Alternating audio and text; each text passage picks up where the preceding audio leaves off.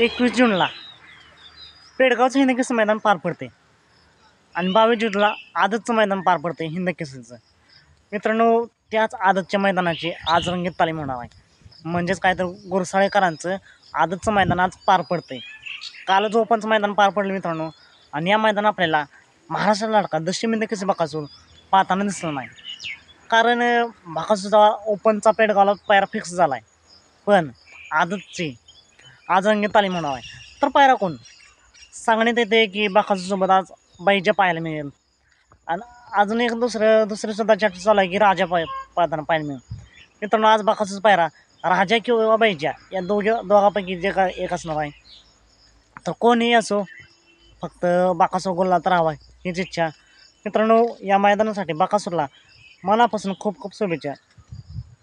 या मैदानात 1 नंबरला बक्षीस असणार आहे 1 लाख रुपये, 2 नंबरला 71,000, तर 3 नंबरला 51,000.